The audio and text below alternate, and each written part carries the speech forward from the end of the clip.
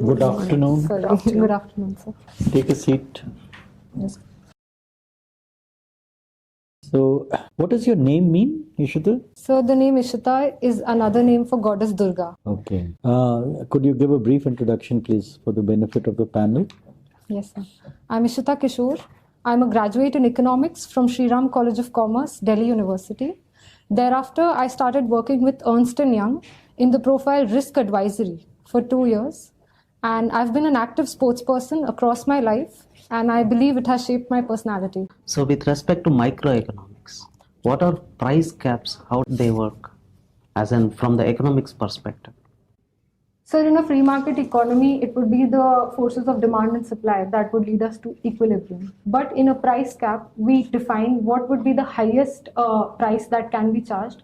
And this somehow, to somewhat extent, it influences the forces of demand and supply, and in deciding what should be the ideal equilibrium that is desirable in a society. So what are the limitations of it? What are the problems that generally comes with these minimum prices or maximum prices? So these are often considered to be market distorting, and they lead to decision making that may not be up to the optimum efficiency of the markets.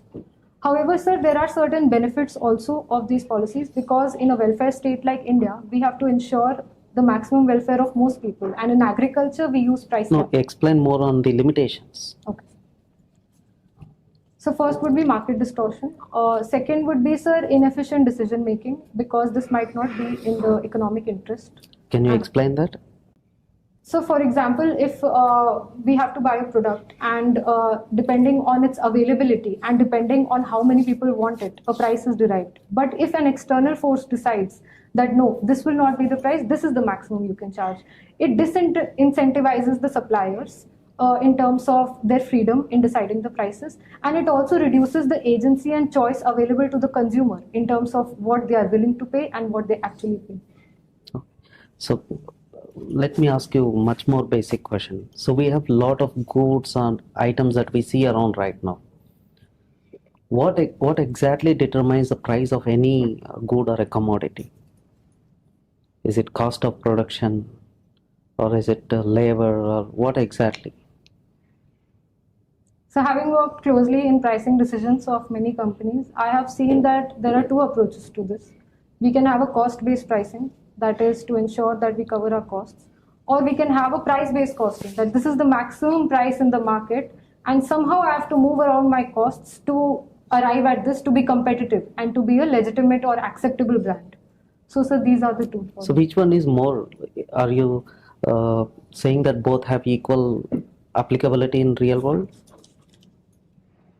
So I think it depends on the sector and the product, which, for example, if it is a startup and a new product that is coming out in the market, we can have a cost-based pricing. So if you work so hard and do some very good, or come up with a product which is very much costing, so you take that as a pricing, that as the basis of pricing. What if it doesn't find the applicability?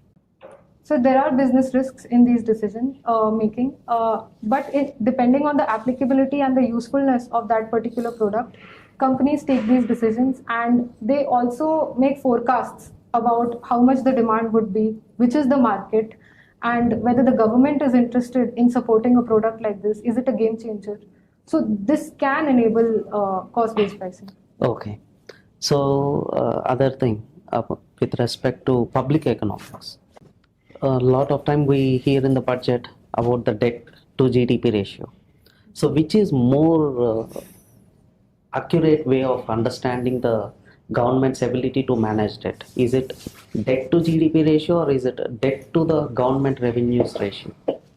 Sir, I think that in the context of our needs, debt to GDP ratio would be relevant in terms of judging the macroeconomic position of our economy as a whole, including the private sector, including the government's expenditure, including the consumption by the public. So the debt as a percentage of this would reflect our macroeconomic position. However, the debt as a percentage of the government's revenues reflects their fiscal discipline and their fiscal position, and how well they are managing their expenses.